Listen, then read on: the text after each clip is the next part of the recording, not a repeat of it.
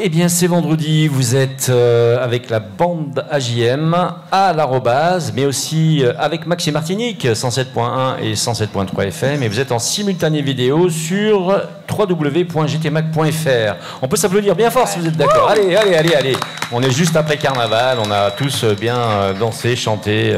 C'était génial quand même, franchement. On t'a vu partout à la télé, Éléonore, franchement. Ah, je oui. t'ai vu partout. Comme l'année dernière. Comme l'année dernière. Un coup en vert, un coup en rose, un coup en bleu. C'était trop génial. Ça, c'est la faute de mes amis, ça. Ils sont Justement, mesdames et messieurs, elles font le buzz. Et elles ont fait le buzz pendant Carnaval. Mais elles font aussi le buzz chaque semaine sur Maxime Martinique. Et dans le paysage audiovisuel de Martinique, justement, nos chroniqueuses et nos chroniqueurs, ils sont là, elles sont là. Je veux bien parler de qui d'Andrea Tufano, qu'on peut applaudir bien fort. Pour une fois que c'est moi en premier. Mais hein. pour une fois, c'est en premier, voilà. Donc j'ai mes choix comme ça. Vanille de Mouliac, bientôt de retour, qui est en Bretagne actuellement. Et on va voir qu'on va reparler de la Bretagne un petit peu tout à l'heure. Éléonore Théodose, qu'on applaudit bien fort. Yona Namrit, qui sera de retour la semaine prochaine, mais aussi Éric Rouget et Nicolas Aron. Merci Bonsoir. Nicolas d'être là, ça nous fait plaisir de t'avoir avec nous.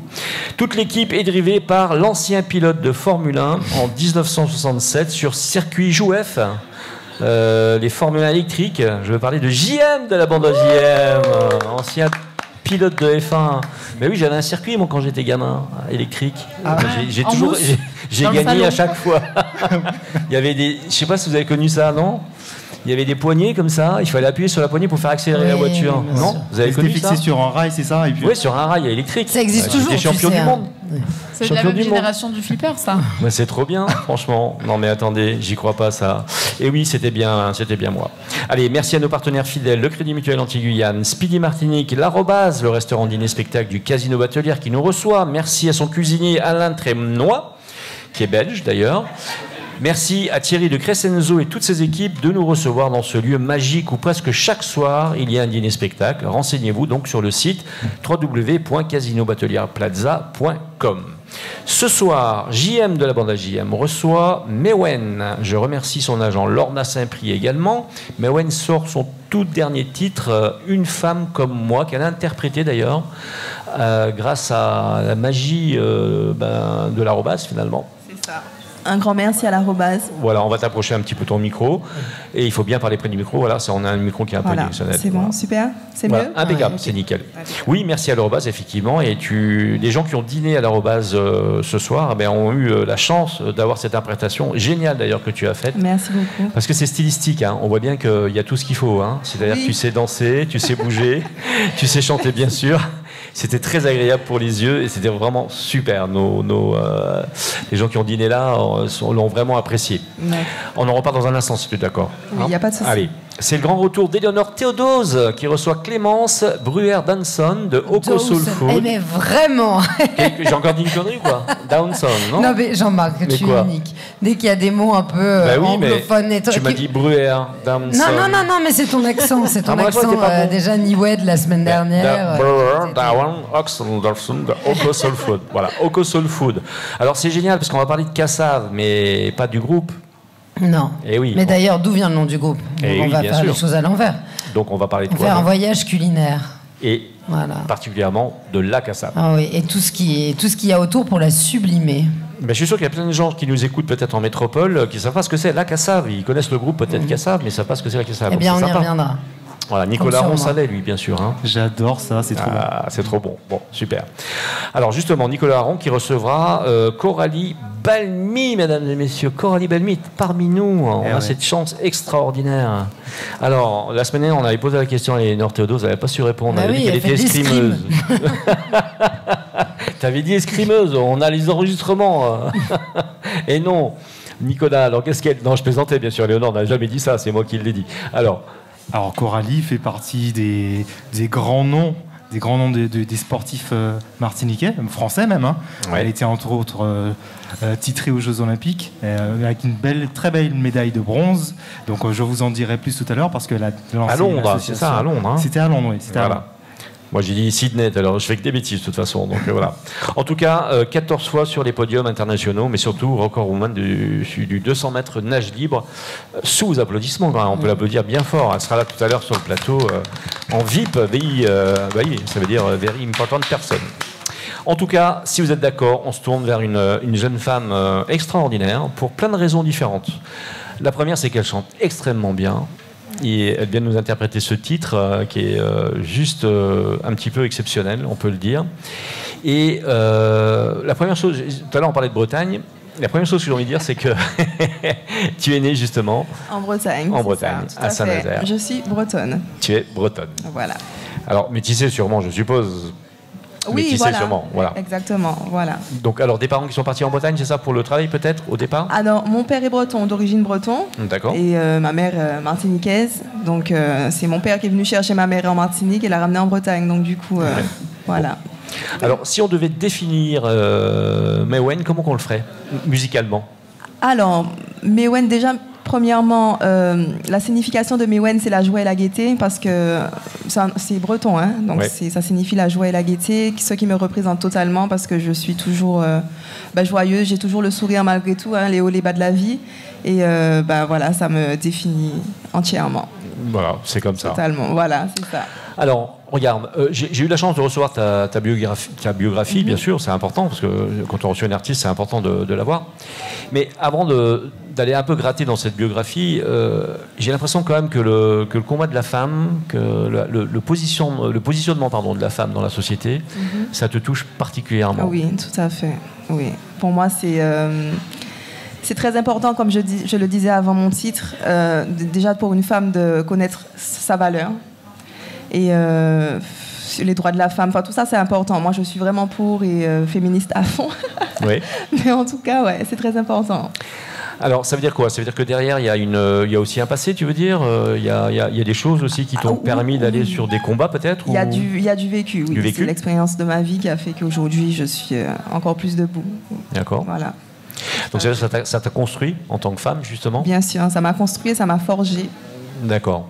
Alors après, alors on est dans le zouk actuellement, hein, donc ce que tu sors actuellement, et on sent dans tes chansons aussi une femme qui, avec son expérience, sait aimer vraiment. J'ai l'impression en écoutant tes musiques. J'ai écouté ça ce week-end, hein, comme je savais que tu venais dans l'émission. Non, c'est ça, tout à fait. Il y a toujours de l'amour. Ouais. C'est l'amour règne, hein, c'est important. Hein. Oui, c'est important. C'est très important, oui. Donc le message passe, malgré les déceptions. Donc voilà, à travers Oui, mes ça chansons. fait partie de l'amour, Si de vous toute façon. ressentez, c'est le plus important. C'est le message que... Le message passe. Exactement, voilà. Bon, et tu es célibataire actuellement ou... Alors, Te laisse pas faire. C'est pour Nicolas que je pose la question. Ça, c'est le Vous faites rêver les mystère. auditeurs. Ça, c'est le mystère. Alors, est-ce qu'on peut parler un peu de ton parcours? Tu as des goûts plutôt éclectiques au niveau musical. Tu as des influences, beaucoup Oui, d'influences. tout à fait. Déjà, moi, je suis très R&B Oui. de base.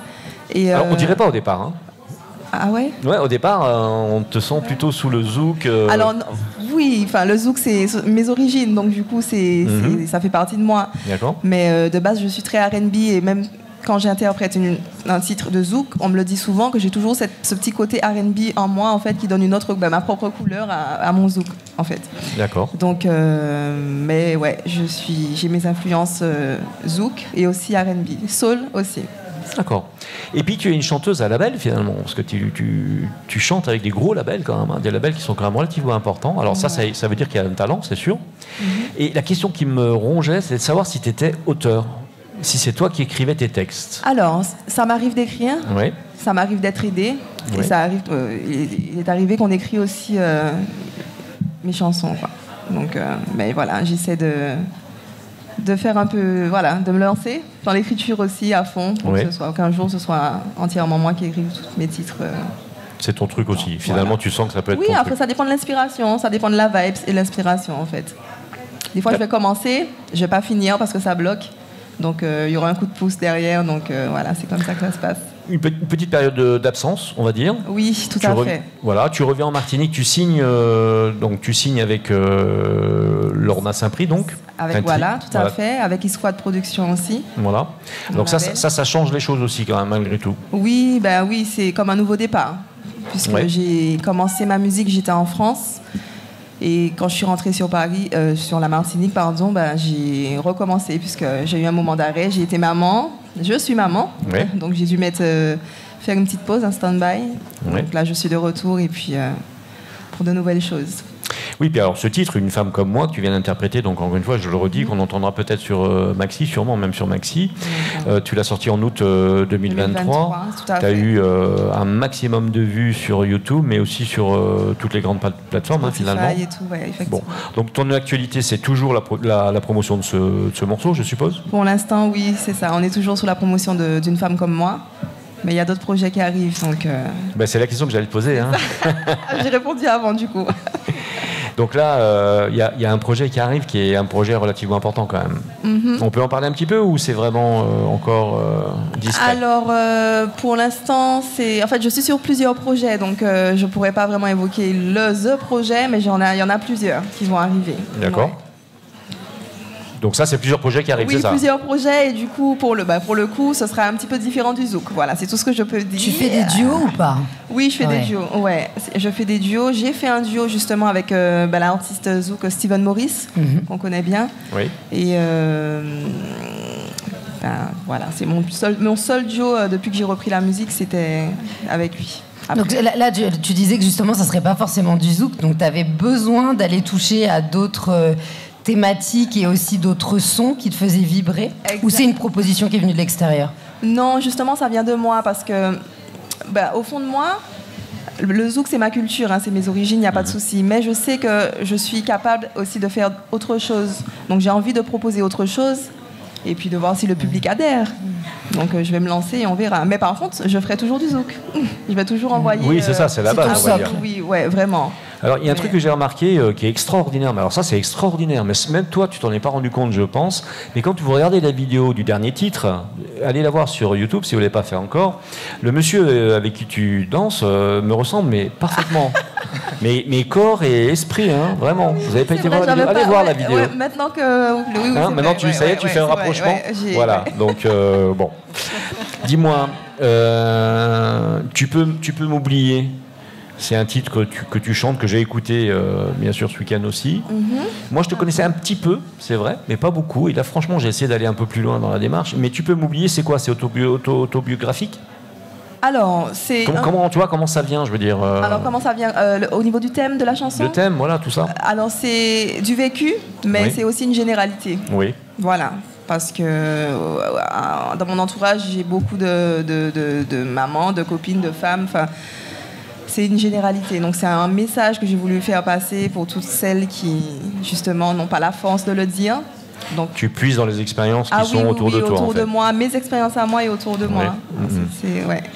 Donc, d'où vient ce titre?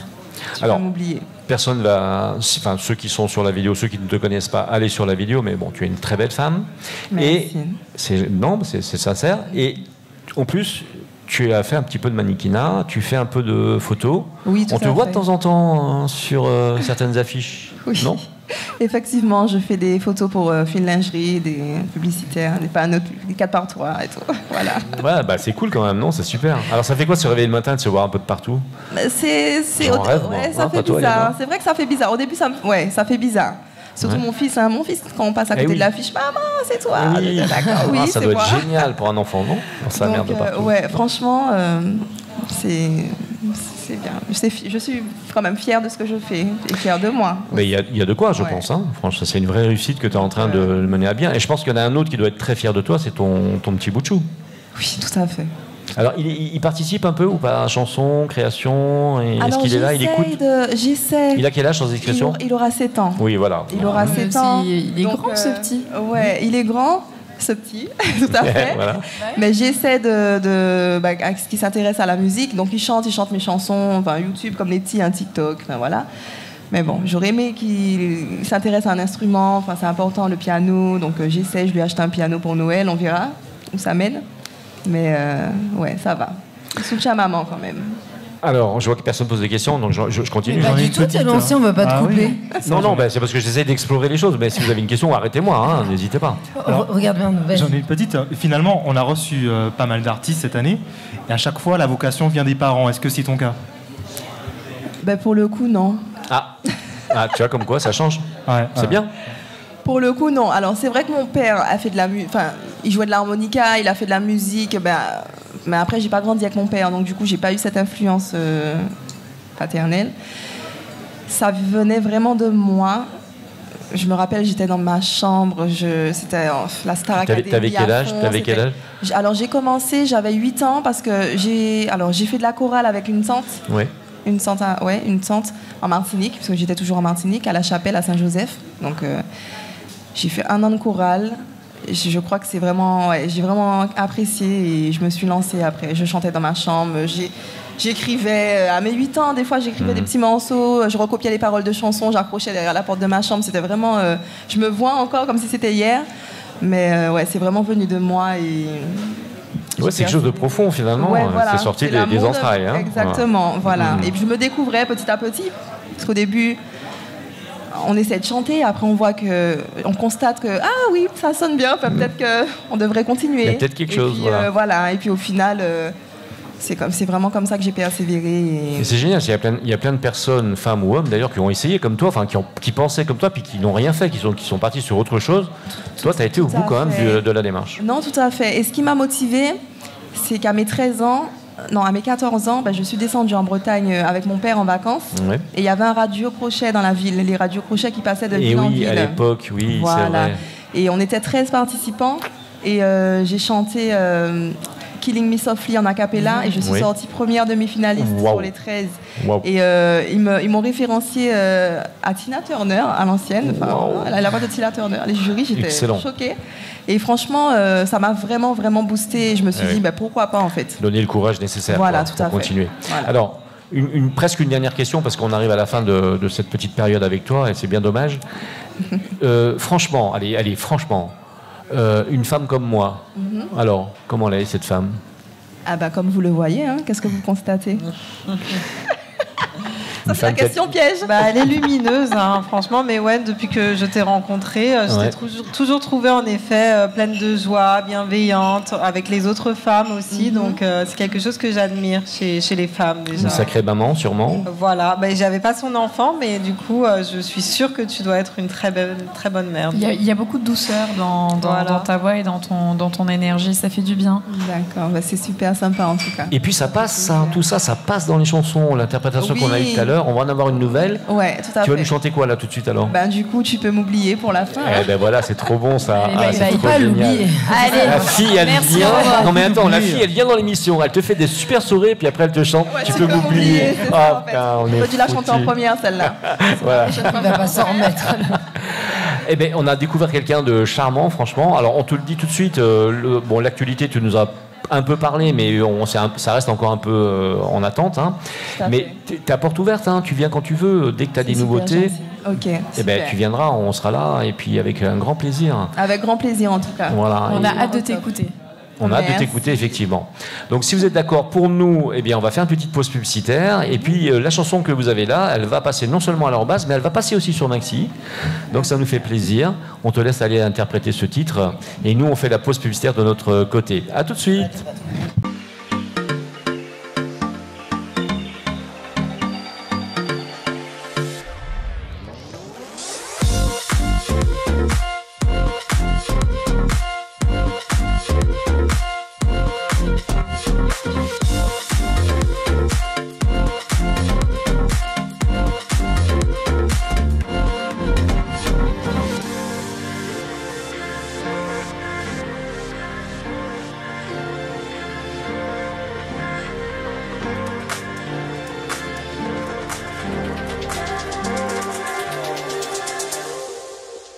Allez, vous êtes de retour avec la bande AGM sur Maxi Martinique en direct du Casino Batelière Plaza qu'on applaudit bien fort. Merci, bravo, merci à eux.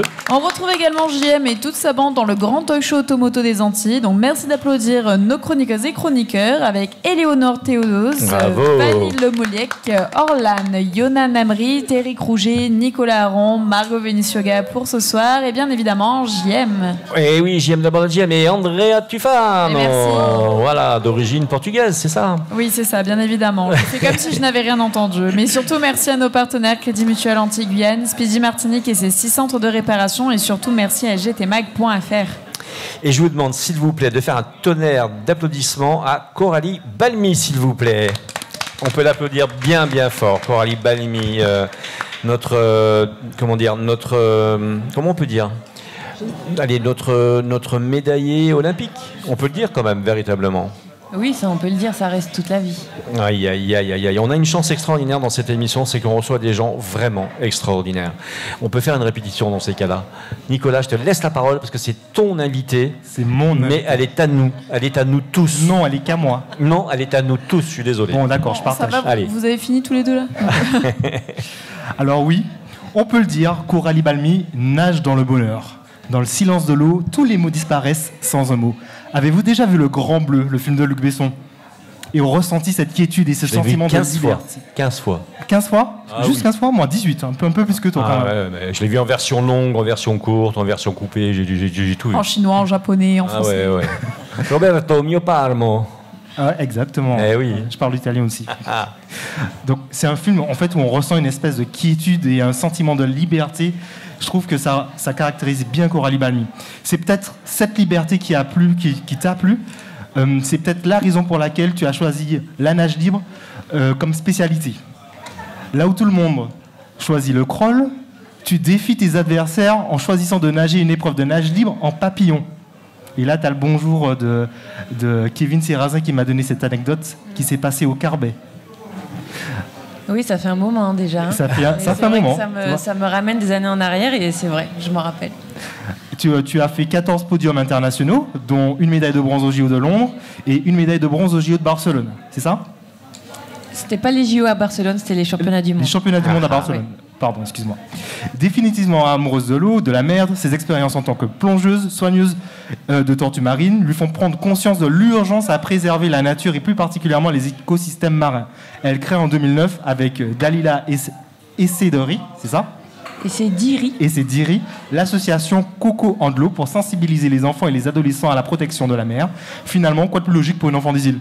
Et puis on peut observer que souvent les Trinités ont cette fibre, ce feeling avec la mer, c'est fou. Donc j'en ai déjà un peu parlé, mais peux-tu nous dire comment a démarré Coco and l'eau? Merci pour cette présentation, ces recherches poussées. Moi, j'ai appris des choses. Hein. C'est excellent. On va la noter au stylo, on te la fera passer. Ouais, merci. C'est Nicolas, hein. C'est okay. Bravo, Nicolas. Nicolas, le détective. Ouais, oui. Même Éléonore, on reste quoi? Tout à fait. Ah. Mais j'attends la réponse, parce que je suis très sensible à l'environnement, alors je veux savoir. On l'est tous, mais... Oui, de toute façon, on est tous connectés, c'est clair. Et Coco and l'eau, c'est né du constat que trop d'enfants ne savaient pas nager. C'est la première cause de mortalité chez les petits. Et même moi, j'ai pas appris à nager à l'école. J'ai appris à nager parce que mes parents ont pris le temps de m'inscrire à une association pour que j'aille apprendre à nager. Et je trouve que c'est un droit fondamental pour tout le monde qui doit être accessible à tous les enfants. Donc c'est pour ça que j'ai décidé de former les professeurs des écoles à apprendre à nager aux enfants, donc pour pouvoir dispenser cet enseignement de la façon la plus simple possible. Et puis et tout en sensibilisant à l'environnement. Donc une fois qu'on est à l'aise dans l'eau, qu'on se sent bien, qu'on a appris à apprivoiser l'élément, c'est aller découvrir tous les écosystèmes pour participer à des programmes de conservation. Alors c'est ça justement. Alors l'objectif principal de Coco and l'eau, c'est justement apprendre aux enfants et aux adolescents à nager, mais pas que. Finalement, je me suis aperçu que tu as un nombre incroyable de missions diverses et variées, et qui ne concernent d'ailleurs pas que les enfants. Oui, l'idée c'est vraiment de reconnecter les Martiniquais, ce peuple insulaire à la mer, à l'eau, parce que on habite ici, on vit ici, mais on n'a pas la curiosité de l'eau, d'aller explorer les fonds marins, etc. Donc c'est essayer d'ouvrir cette nouvelle liberté, ces nouveaux horizons à tous les Martiniquais. Est-ce que tu peux nous parler de certaines actions que vous mettez en place avec l'association? J'en ai retenu une, j'ai adoré le titre, c'est Nage avec ta mère. Oui. Oui, excellent, c'est fabuleux. Nage avec ta mère, mais mère MER, voilà. Oui, bien sûr, bien sûr. On a compris. Et c'est le programme qu'on a développé avec les scolaires, justement. Donc, c'est la formation des professeurs des écoles à l'aisance aquatique. On les accompagne là-dessus. Et ensuite, on remet des outils pédagogiques et on organise une sortie en milieu naturel où les enfants vont découvrir soit les cétacés en mer, soit la mangrove, ou soit les écosystèmes marins en randonnée aquatique. Quand Coralie a lancé Danse avec ta mère, il y a tous les gamins qui sont arrivés avec leur maman, tu sais, le matin. Je suis né avec ma maman. Ah mais non, mais c'est pas le concept. En fait, c'est une manière d'apprendre de manière ludique, pédagogique. C'est une pierre mille coups. Hein. On peut dire ça comme ça, parce qu'il y a toute l'éducation au sport, à la démarche de se dire on va aller en bord de mer, voici ce qu'on peut faire. Et puis ensuite, la sensibilité aux enjeux environnementaux et à nos richesses régionales.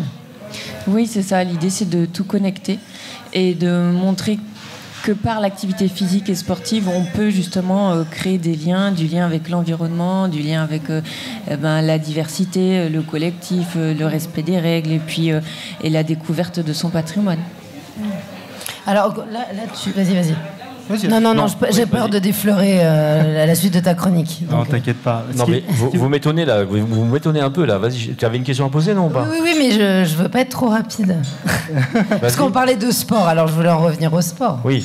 Alors, il y a quelque chose qui est très intéressant aussi avec ton association, c'est que vous proposez aussi des activités pour les personnes en situation de handicap, du coup. Alors, il ne s'agit pas uniquement, je suppose, d'apprendre à nager. Alors, est-ce que tu peux nous en dire plus ? Alors, les activités proposées aux personnes en situation de handicap, c'est vraiment essayer de se reconnecter à son corps, d'essayer de comprendre comment il évolue dans l'eau, parce que l'élément eau permet de flotter. On a une toute autre sensation, appréhension de son propre corps. Donc, c'est hyper intéressant de travailler avec ces personnes parce que ça leur permet de gagner en mobilité, ça leur permet de retrouver confiance en elles. Et puis, tout simplement, d'essayer de prendre du bon temps aussi, parce que c'est aussi le bien-être, la mer. Je trouve ton action vraiment géniale. Pourquoi ? Parce que j'ai lu dans une étude de l'ANDES et de la FFN que la Martinique était particulièrement sous-dotée en bassin sportif, donc en piscine, etc. Du coup, toi, Coucou Andelot a eu l'intelligence de se dire tiens, on va peut-être utiliser les piscines hockey, mais aussi la mer. Donc, est-ce que tu penses que le fait qu'on soit sous-équipé peut expliquer qu'il y ait autant de personnes qui ne sachent pas nager alors qu'on se retrouve dans un contexte insulaire ? Je ne pense pas que ce soit la seule raison, parce que quand on va dans les piscines aujourd'hui en Martinique, elles sont vides. Donc si on a envie de nager dans les créneaux publics, il y a 2-3 personnes, c'est tout.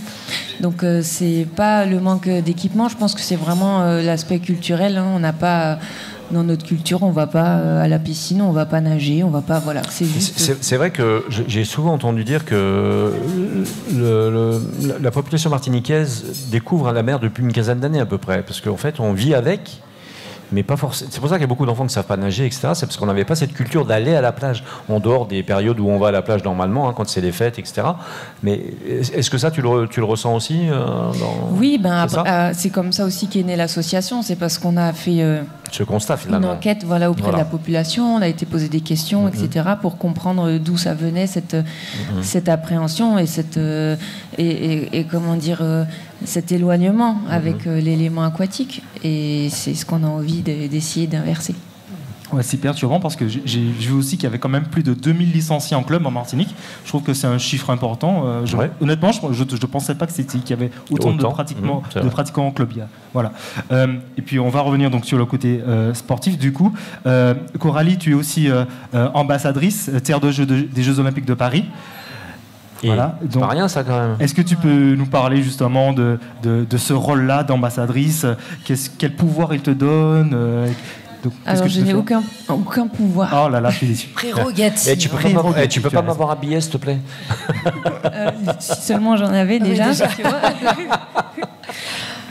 te plaît. Pour une fois que je ne vais pas y aller en tant que participante. Oui, c'est ça.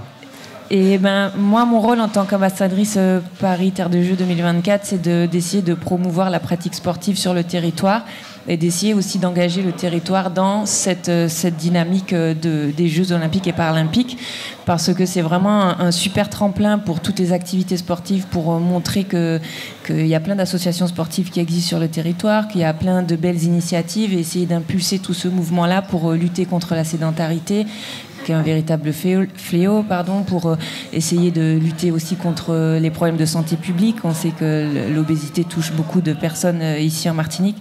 Donc c'est pour défendre toutes ces valeurs et lutter contre toutes ces causes que je suis aujourd'hui ambassadrice Paris 2024 Terre de Jeux. Et non, je vais pas spoiler, donc je vais te laisser continuer. J'allais dire, j'ai plein de trucs à dire, mais au cas où. Alors déjà, je précise que la flamme olympique va passer donc à Sainte-Marie le 17 juin de 10 à 11h, donc dans ta ville, tout près de ta piscine, dans la piscine qui porte ton nom.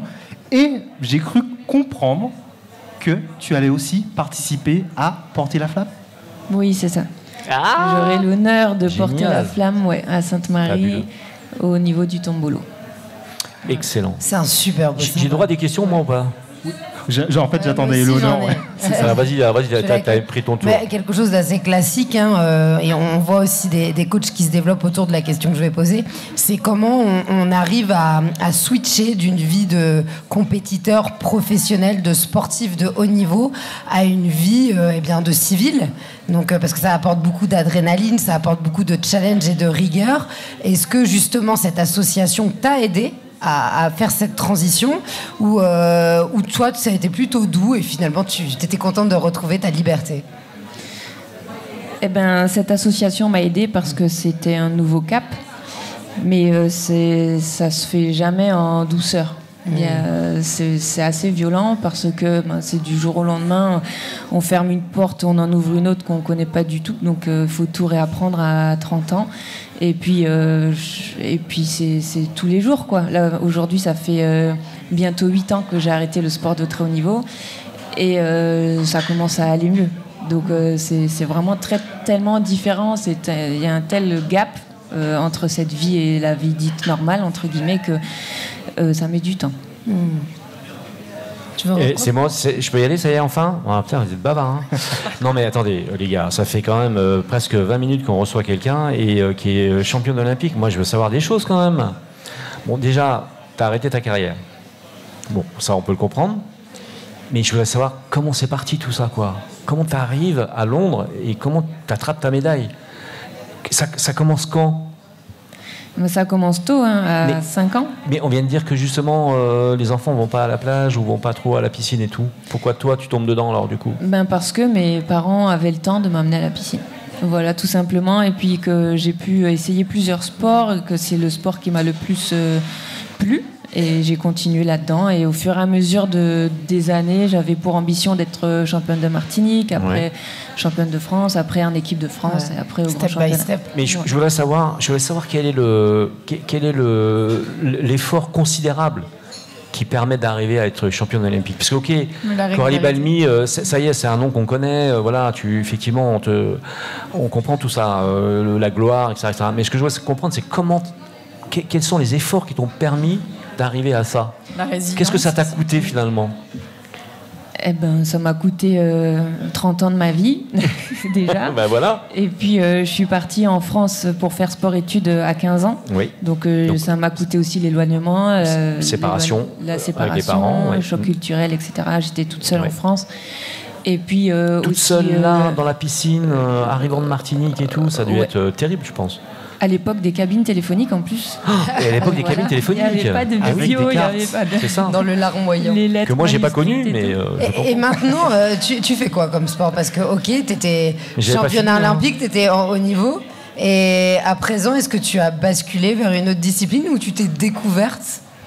Ou tu continues à nager? Comment ça se passe? Je continue à nager un peu de temps à autre parce que c'est vraiment là où je me suis rendu compte que c'est vraiment là où j'aime être. Et puis après, je fais un peu de course à pied, un peu de renforcement. Enfin, il faut toujours que je sois active. Mais j'ai pas... Faire du yoga. On est une très bonne conseillère. Là. Mais je me donnerai plus jamais à 2000% dans un sport. Et Nicolas, toujours pas? Oui, c'est bon. Non mais d'accord. Alors une fois que tu aboutis finalement, une fois que une fois que tu la tiens, cette médaille, qu'est-ce qui se passe dans ta tête? Comment ça se passe? Il y a la notoriété qui arrive, mais subitement. Et comment tu rentres au pays? Qu'est-ce qui se passe? Bah rien. C'est ça que j'adore. Tu es humble à ce point-là. Il se passe rien. Moi, l'objectif en ayant gagné ça, c'est d'essayer de partager un maximum avec les enfants. La transmission, c'est ton truc. La transmission, le partage. J'ai beaucoup de reconnaissance aussi envers ma famille, mes parents, les dirigeants, les clubs où j'ai appris à nager ici. Qui m'ont toujours suivi et soutenu. Et puis voilà. Et puis la nage libre, alors la nage libre, parce que finalement tu avais le choix avec plein de nages potentiels. La nage libre, c'est-à-dire cette part de créativité finalement quelque part. On peut en parler de la créativité, c'est un art aussi à quelque part. Oui, on dit nage libre, mais c'est principalement le crawl qui est pratiqué, parce que c'est la nage la plus rapide. D'accord. Et on ne choisit pas. Je pense que c'est plus la nage qui nous choisit. Et puis voilà, c'est là où je me suis toujours le plus éclatée, le mieux exprimée. Et cette médaille, elle est où sans discrétion? La médaille? Oui. Elle est sous mon oreiller. Sous ton oreiller? Ouais. Ça a une signification, ça. Non, elle est dans mes affaires, mais rien de plus, quoi. Rien de plus, mais c'est vrai que c'est mon précieux. Elle se douche avec. C'est bien de nourrir un peu le mythe. Et est-ce que, par curiosité, alors je pense que oui, mais tu as eu des affinités particulières avec d'autres compétiteurs, d'autres nageurs ou même d'autres sportifs de d'autres catégories où tu en as gardé un souvenir particulier ou des rencontres qui t'ont marqué de certains sportifs dont tu pouvais rêver ou que tu avais en admiration? Oui, j'ai eu la chance avec les Jeux Olympiques, justement c'est la seule compétition où on est tous les sports mélangés, toutes les équipes de France au même endroit. Pour le même objectif, donc c'est vrai qu'on a rencontré l'équipe de France de basket, il y avait Tony Parker, il y avait aussi Teddy Riner, on a eu la chance de croiser Roger Federer, Usain Bolt, donc des super grands noms comme ça, donc on est vite impressionnés. Et c'est sûr qu'aujourd'hui je garde encore des contacts avec ces anciens athlètes ou ces athlètes encore en activité. Mais c'est incroyable. Et est-ce que ces athlètes-là, qui étaient pour certains plus âgés que toi, est-ce qu'ils t'ont épaulé, est-ce qu'ils t'ont conseillé, même si ce n'était pas la même discipline? Comment tu as un petit peu appréhendé ce rapport avec d'autres sportifs de ta catégorie ou de d'autres catégories? En fait, on se reconnaît parce que même si on fait pas le même sport, on est professionnel, donc on s'entraîne 6 heures par jour, tous les jours. Donc on arrive, on a ce même discours, on a cette même approche de tout, de la performance, de l'échéance, et puis de ce même regard sur la vie. Donc rien que ça fait tout de suite une connexion. Et c'est vrai que c'est générationnel aussi, on se transmet des conseils, on a souvent un mentor, entre guillemets, et s'il y a des petits jeunes qui arrivent, on les prend vite sous nos ailes. Ça se transmet comme ça pour se donner de la force. La véritable valeur sportive qu'on apprécie dans ce milieu-là. On avait l'extrême chance de recevoir Coralie Balmy. On peut rappeler l'association, Nicolas? Coco Andelot, et on le retrouve sur Internet, sur cocoandelot.fr. Voilà, et qui est à quel endroit exactement? Qui est à quel endroit, pardon? Partout en Martinique. Oui, partout en Martinique. D'accord.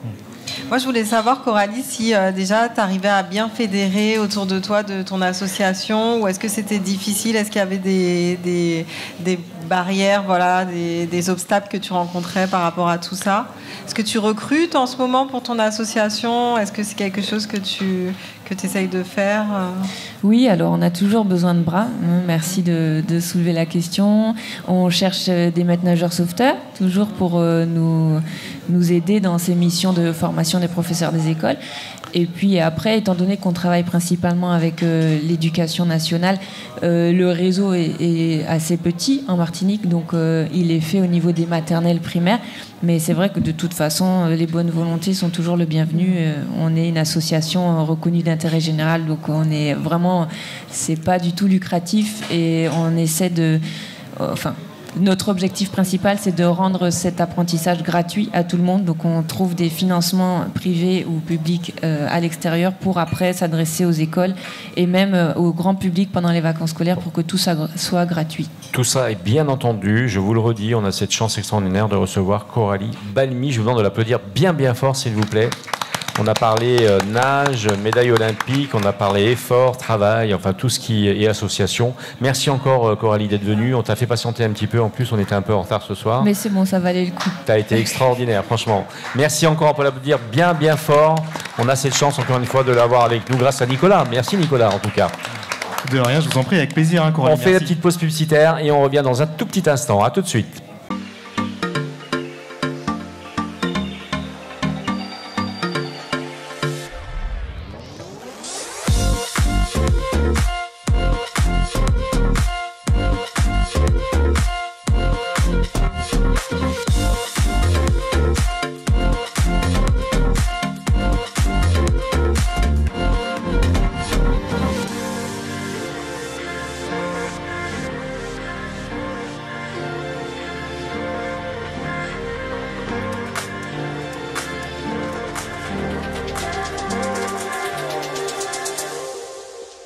Allez, c'est le retour avec la bande AGM sur Maxime Martinique en direct du Casino Batelière Palazza. On peut s'applaudir bien fort, merci. On s'applaudit bien fort, merci à vous tous et surtout merci à nos partenaires, le Crédit Mutuel Anti-Guyane, Speedy Martinique et ses 6 centres de réparation. J'ai l'impression, j'ai un petit... non, c'est des fans, on a des fans d'Éléonore dans la salle, ils n'arrêtent pas de nous embêter. Ah là là, quand je m'absente, un petit blaireau là. C'est fou, hein. Je fête ton retour, Éléonore, je fête ton retour. Voilà, surtout merci à Speedy et ses 6 centres de réparation et surtout merci à gtmac.fr. Comment je lui casse la baraque à Andrea, la pauvre, elle n'arrive plus. Ah non, mais c'est... Andrea Tufano qui nous fait le retour antenne, c'est trop sympa. Allez, ce soir, on a vraiment de la chance. Encore une fois, grâce à Éléonore. Heureusement qu'elle revient, Éléonore, hein, parce que franchement, on s'ennuyait dans cette émission. Bah, c'est gentil, merci. Bah, écoute, mais oui, non, mais je dis les choses comme elles sont. Non, mais moi je dis la vérité. Attends, c'est vrai, Éléonore. Il ne faut pas mordre à la main. C'est un pilier, voilà. Éléonore reçoit donc Coralie Balmy. Non, je plaisante. Eh ben justement, laisse-moi. Parce que si on répète trop... Allez, vas-y. Allez, ce soir, je vous propose de vous emmener en voyage. Wow. Sans quasi vous déplacer, si ce n'est vous asseoir confortablement à une table. Vos couverts sont vos bagages, votre serviette de table, votre passeport. Dans cette émission, on va s'évader par le goût. Votre chef de bord, c'est moi, Éléonore Théodose, hein, sur le vol GM Airline. Des plaisirs, des sens. Nous allons découvrir le monde coloré de Kosovo. À sa tête, sa fondatrice Clémence Bruer-Dawson. Répète après moi, GM. Clémence Bruer. Clémence Bruer. Dawson. C'est bon? C'est bien dit, Clémence? Ça va, c'est bien dit. Alors, un progrès en espagnol d'un coup. Bienvenue, ce soir nous naviguons entre modernité et tradition, car ta particularité c'est de magnifier la cassave, qui est une galette issue de la farine de manioc. Alors dis-nous, comment s'est passée ta rencontre avec ce produit ? Bonjour, merci pour l'invitation. Bonjour à tous. Bonjour. Bonjour. Bonsoir plutôt. Écoutez, la cassave, je l'ai découverte lors d'un voyage au Brésil. En fait, j'avais pas du tout l'éducation, je connaissais pas du tout. Pourtant, j'ai grandi ici. Et c'est vrai qu'elle est très démocratisée là-bas. Ça fait partie. On l'appelle la tapioca. Donc c'est la racine en fait de manioc. Donc la cassave, c'est la farine qui a pas été cuite, quoi. Donc voilà, c'est lors d'un voyage au Brésil. Alors, quelles sont ces vertus de cette racine ?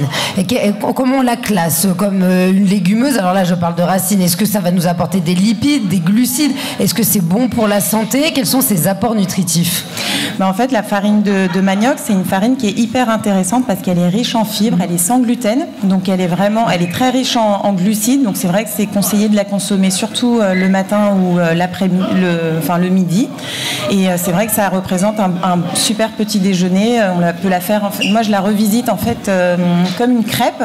Normalement, il y a la farine traditionnelle qui a un savoir-faire ancestral caraïbéen en fait, qui était à l'époque, ça a été l'un des premiers aliments des Amérindiens, en Martinique et dans toute la Caraïbe, qui ensuite ont montré en fait au Nègre-Marron comment transformer cette racine.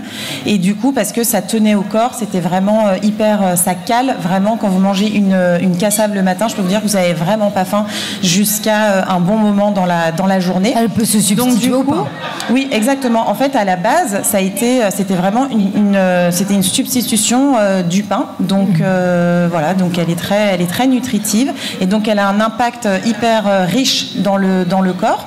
parce qu'elle est sans gluten, donc elle va pas être irritante pour l'estomac et pour l'intestin, mais aussi elle a un impact très fort du coup aussi dans l'environnement extérieur, puisque c'est une farine locale qui va valoriser un savoir-faire ancestral caraïbéen et qui va valoriser aussi la biodiversité locale, dynamiser l'économie locale, etc. Donc c'est aussi pour ça, le projet de OCO aussi derrière, c'est de mettre en valeur, de dynamiser cette cassave, en fait, cette farine, et pas que, en fait, c'est vraiment reconnecter les gens justement à la sensation, à son corps, à son environnement et entre eux, c'est le projet. Oui, alors tu as une approche, tu l'as dit, holistique des choses, c'est que tu prends vraiment l'aliment, mais il y a aussi le bien-être, il y a aussi une certaine spiritualité, une connexion, on te sent toujours enraciné et en même temps la tête dans les nuages parce que tu es une créative et tu fais une expérience culinaire pour les personnes qui te goûtent avec des couleurs, des sensations, du croquant, du mou, du doux, du sucré, du salé. La cassave, c'est vraiment une variété d'offres. Tu peux la mettre avec du chocolat et de la banane, ainsi qu'avec, imaginons, du jambon ou alors des légumes. Oui, tout à fait. C'est vrai que le projet à la base, c'est vraiment de proposer un concept holistique qui va reconnecter les gens à leur corps, à la nature et entre eux. Donc du coup, proposer une expérience culinaire du potager à l'assiette qui est riche en énergie vitale, riche en fibres, qui va reconnecter. En fait, c'est vrai que l'alimentation a vraiment un impact hyper puissant sur notre corps, sur nos émotions. Donc il y a vraiment des études qui ont prouvé que physiquement, la nourriture pouvait avoir avait des impacts comme le cancer, l'obésité, comme on connaît déjà, mais aussi sur l'émotionnel, sur les intestins. En fait, ce serait notre premier cerveau.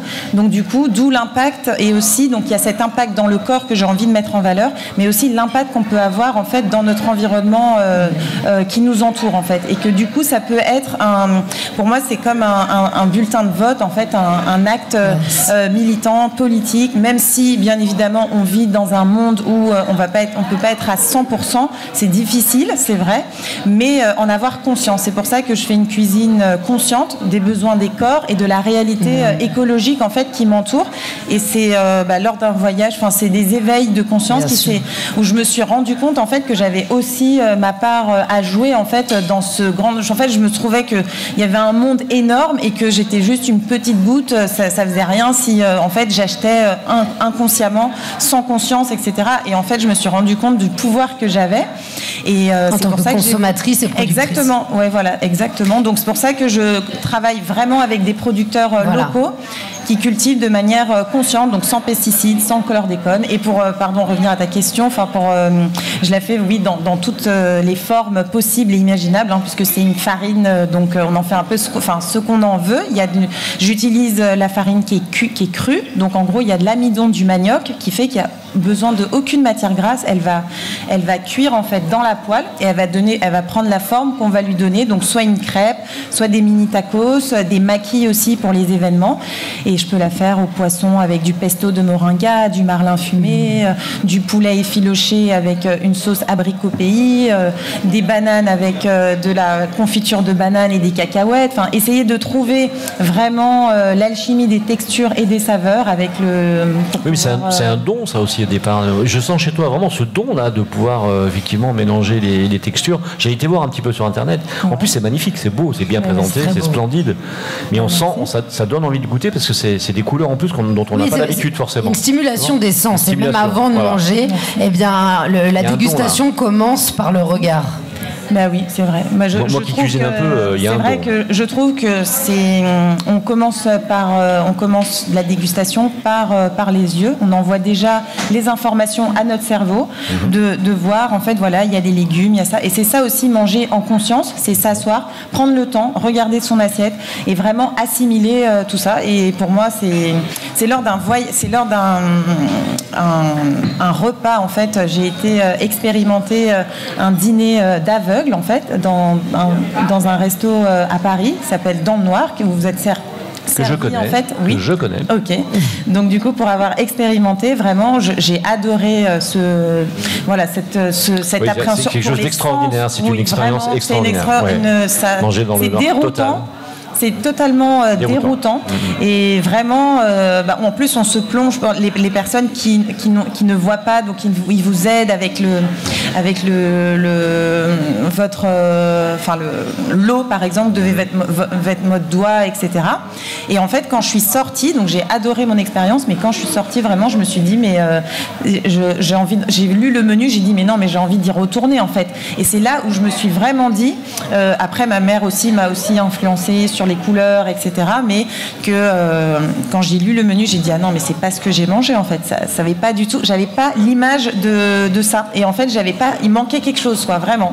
Donc, je trouve que c'est hyper important de même tout seul, de se faire des petits kiffs comme ça, de se mettre des petites couleurs, de se faire plaisir, parce que ça commence par là. En fait, si on mange une bouillie, même si c'est le même repas, ça n'a pas du tout le même impact sur le cerveau. En fait, c'est le cerveau qu'il faut le trick, quoi. Alors, j'en reviens aux partenaires quand même avec lesquels tu travailles, parce qu'on n'avance pas tout seul. Certes, toi, tu vas être l'initiative et on décrira l'offre que tu peux proposer, puisque ça peut être individuel et surtout en groupe à destination d'entreprises, d'associations.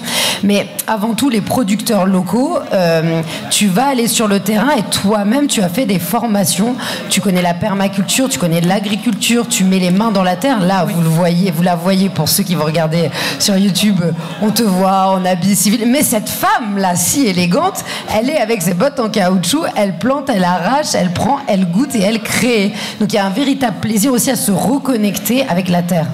Tout à fait, mais c'est comme ça que ça a commencé en fait, vraiment cette relation avec la terre déjà que je ressentais, mais c'était surtout pendant le Covid où il y a vraiment eu ce déclic et moi je me sens vraiment terrienne, c'est-à-dire vraiment que j'ai ma part à jouer aussi pour la terre, et puis tout ce qui est en train de se passer et tout, je me sens vraiment quand même concernée et je me dis que j'ai quand même quelque chose à jouer.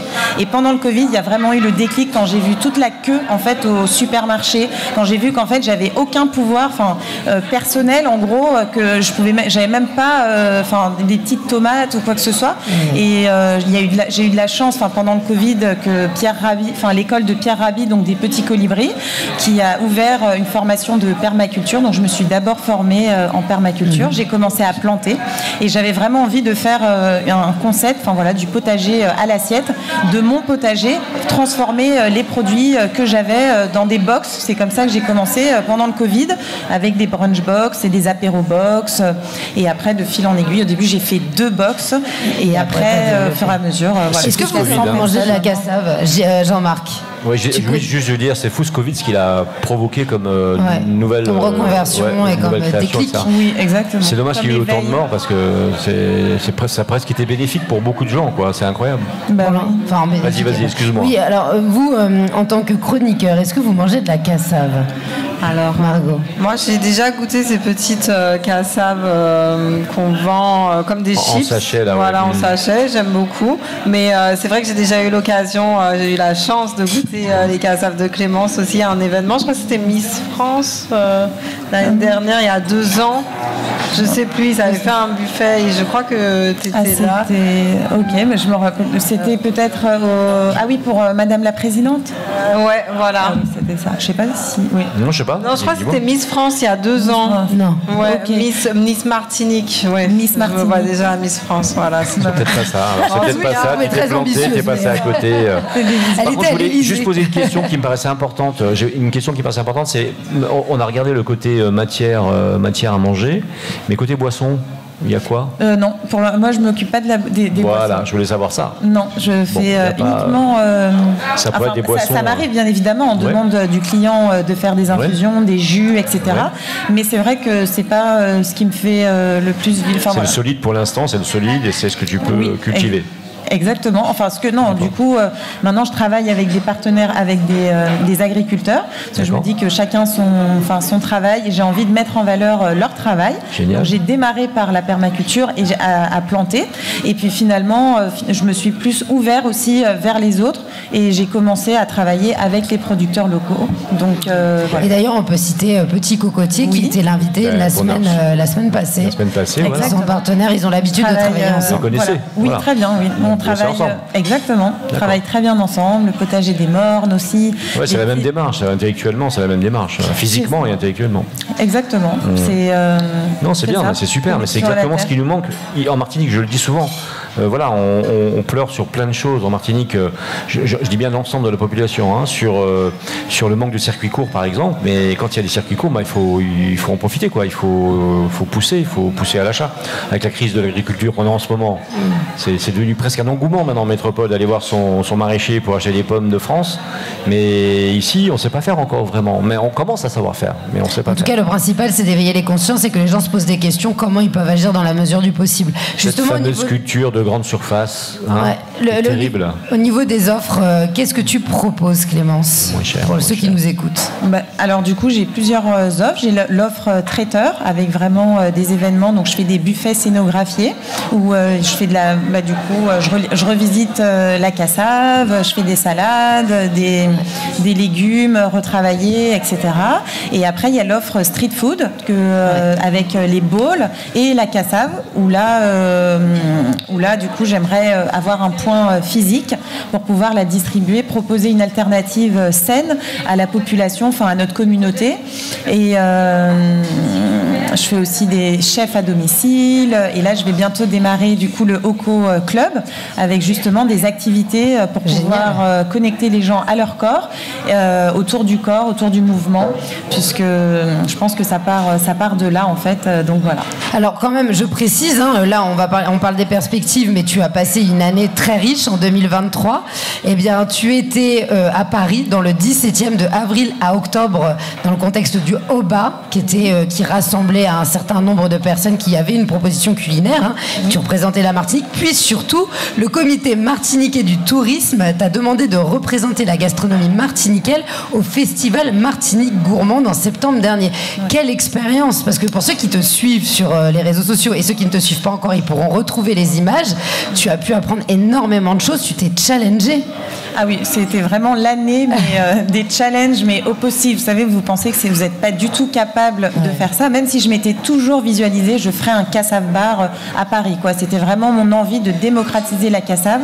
Et j'avais un pouvoir, c'est là que le pouvoir de la visualisation, mais c'est incroyable, quoi. Je me suis vraiment retrouvée là, mais sur le coup, j'étais forcément avec toutes les peurs, etc. Mais je me disais, il y a une phrase qui dit, si tes peurs ne te font pas, si tes challenges ne te font pas peur, c'est qu'ils sont pas assez grands, quoi. Et là, mais j'avais une peur, mais pas possible. Mais c'était hyper enrichissant, justement, de rencontrer des personnes, surtout au Martinique Gourmande, d'échanger avec des chefs, de pouvoir représenter la Martinique à l'étranger. Enfin, c'était juste une consécration. Et ce que tu as montré comme vidéo, vraiment, vous le découvrirez par vous-même, c'est que c'est de la cuisine extrêmement fine. Enfin, tu fais des expériences, moi je suis ébahie, on sent une délicatesse, une invention. On n'est pas juste dans la street food, on est vraiment dans aussi l'inventivité, l'originalité. Je pense que tu peux briller dans les années tu brilles déjà, mais tu as vraiment un beau chemin à parcourir dans les années qui vont suivre. Merci. Bon, en tout cas, c'est ce qu'on te souhaite. Ça vous donne envie ou pas? Ça vous a mis l'eau à la bouche? Moi, ça m'a vraiment fait envie. Je vais même aller plus loin. Quand j'ai regardé les images et que j'ai regardé un petit peu ce que tu faisais, tu sais, d'ailleurs, ça va peut-être te donner une idée. Je me voyais en train de marcher à travers, tu sais, la forêt quasiment vierge, là, puis découvrir des plats au fur et à mesure, tu vois. Je sais pas si tu as fait ça. C'est le truc de découverte. Tu sais, t'avances. Et boum, là, il y a ça, tu goûtes avec je sais pas, avec tes clients, par exemple, ou des gens comme nous, par exemple. Toi, tu avances dans la forêt avec, je sais pas, je voyais la pluie, je me disais, mais c'est vraiment fait pour ça. Et hop, tu t'arrêtes, tu manges un truc, tu découvres, et puis tu marches un peu, et hop, tu trouves autre chose. Non, c'est pas mal comme truc. Moi, je suis un peu poète sur les bords, moi. Ça peut être une vraie expérience culinaire, pour le coup. Faut essayer. Ça peut être intéressant, un concept à proposer. Logistiquement, il faut pouvoir assurer et tout, mais ça peut être pas mal. Voilà. Non, quand il y a besoin, je note. Brainstorming. C'est la rando, ça existe, les randos gourmandes dans l'Hexagone. J'en ai déjà expérimenté, où tu te balades et tu as des stands avec différents chefs. Alors ça peut être sur une personne, mais oui. Pour le coup, si tu permets, Eleanor, franchement, moi je tiens à te remercier parce que des petits trésors comme ça, c'est précieux. On n'entend pas suffisamment parler de ce genre d'action, de cette créativité, parce que, bon, là c'est mon côté guadeloupéen qui va parler. Ouais. La cassave, je la connais, il y a la cassaverie à Capesterre, qui est, voilà, tu vas tu vas arriver, tu vas manger de la cassave, mais là tu sublimes le produit et c'est ce que j'aime beaucoup dans ce que tu nous racontes, parce que là tu nous racontes une histoire, l'histoire de la cassave, ton histoire de la cassave, et ça j'adore. Merci. Et la rencontre entre les origines ancestrales et la modernité. Elle réinvente les choses. C'est malheureusement vraiment un on arrive au terme. ultra puissant, ouais. Très puissant. On arrive au terme de l'émission. Oui. D'accord, tout va bien, ça y est, vous Très avez bien. terminé. Bon, bah, on va dire. On n'aura jamais terminé. Applaudir très très fort, s'il vous plaît. Alors, je précise, on peut retrouver bien sûr le site internet, c'est Oko Soul Food, et puis les réseaux sociaux, si vous voulez voir les vidéos. Oko Soul Food, Oko, Et O-K-O, c'est... de toute façon, on va le mettre sur la vidéo, hein, c'est pas méchant. S-O-U-L, et food comme food, hein, F-2-O-D, voilà. Oko Soul Food, voilà. On a dit un peu vite, donc... eh bien... nous étions donc avec la bande JM à l'arrobase, avec Maxime Martinique en simultané vidéo sur gtmac.fr. Elles et ils ont fait le buzz cette semaine dans le paysage audiovisuel de Martinique. Ce sont nos chroniqueuses, vous les connaissez, nos chroniqueurs. Je veux parler de Vanille Le Mouliac qui revient bientôt. Elle est en Bretagne, justement. Voilà, donc on parlait de la Bretagne tout à l'heure. Elle revient de Bretagne dans un petit moment. On sera content de la retrouver. Éléonore Théodose, qu'on peut applaudir bien fort. Yona Namrit qui revient bientôt. Éric Rouget, Nicolas Aron et bien sûr Andrea Tufano. Eh oui, je mets l'accent. Allez, toute l'équipe était dérivée par JM ce soir de la bande à JM. Et merci à nos partenaires fidèles, Crédit Mutuel Anti-Guyane, Speedy Martinique, l'Arrobase, le restaurant dîner-spectacle du Casino Batelière, vous le savez maintenant. Et bien sûr, merci à Mewen, notre chanteuse préférée du soir. Franchement, elle a été géniale tout à l'heure. Je remercie son argent d'ailleurs, Lorna Saint-Prix également. Mewen qui nous a donc chanté entre autres son dernier titre, Une femme comme moi. Merci donc à Clémence Bruer-Danson, je l'ai bien dit cette fois-ci. Oui, hein ouais, tu me regardes. Bon, ça va. Bon, allez, c'est bien. Comme la série Dawson. Ça va. Bon, nous étions avec Oko Soul Food et on avait parlé de cassave, vous l'avez compris, de la cassave. Merci donc à Coralie Balmy. Nous avions parlé de natation avec elle et nous sommes très très heureux de l'avoir reçue également. Elle était 14 fois sur un podium international, c'est quand même incroyable. Et puis médaillée de bronze, bien sûr, au JO de Londres. Dès lundi, c'est tout le sport sur RMC Antilles, diffusé par Maxime Martinique. Retrouvez-moi, JM de la bande JM, tous les matins à 7h05 et 8h05. Franchement, écoutez cette rubrique, elle est sympa. Bon, c'est vrai qu'elle parle d'automobile, hein, elle parle pas trop de cassave et de bons repas. Bon, c'est un peu bizarre. Mais on parle de nouvelles mobilités, ça va te concerner. On parle aussi de la transition par l'automobile, par les moyens de transport, donc des nouvelles mobilités. Il faut écouter. Et puis, bien sûr, du lundi au vendredi, eh bien, il y a Apolline de Malherbe avec sa matinale nationale cette fois, et suivi du Super Moscato Show. Et voilà, mais je vous souhaite une excellente semaine. Merci encore de nous avoir écoutés et à très très vite.